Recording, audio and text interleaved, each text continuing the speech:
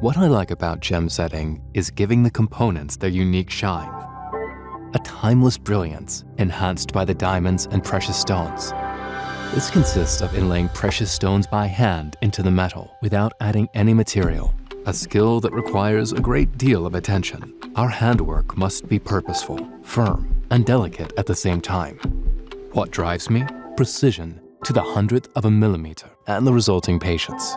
When I receive the elements to be gem set, this is my special moment because I can already imagine them shining on someone's wrist. For the bezel of this rendezvous dazzling, I will use two different gem setting techniques. One called grain setting, which will dress the inner part of the bezel, and claw setting, which will decorate the outer part. There are also two other types of gem setting, such as snow setting, where the material is completely covered without leaving any space between the stones, or baguette gem setting.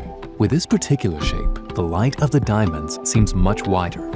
We're used to working with diamonds of different diameters, between 1.10 and 2.70 millimeters. Each brilliant cut diamond has 56 facets. We heat our setting cement to about 100 degrees, a technique dating back from the 18th century with which we fix the bezel.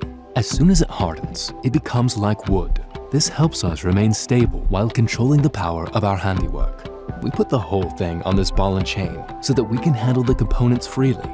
I start by sizing the locations of each stone. I use a cutter to cut the holes in the metal one by one. This moment is crucial. I select and measure each stone and choose its ideal diameter, knowing that the difference often varies by only 1/10 of a millimeter. Then comes the recutting. With a burin, I cut the material, creating a line that connects each stone. We can then work on the stone between the holes. Using a flat chisel, I reduce the material between each hole and then form small rectangles to separate the grains. As soon as the preparation is complete, with this rod covered with beeswax, I place the diamonds in the sphere reserved for them. Then, I fold down the material that will be used to hold them in place.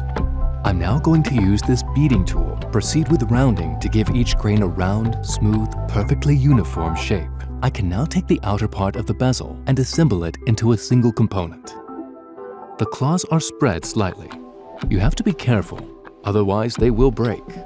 The claw setting is so called because each stone is set between several metal rods.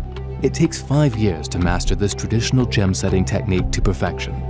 We will be able to fold the 4 claws, which we cut on the end at the level of the diamond, and the claws are rolled up to obtain a smooth material. When the piece is finished, this is one of my favorite moments. In my hands, the fully set bezel catches the reflections of the light and sparkles brightly. I must confess, I never really know if it's the stones that shine or my eyes.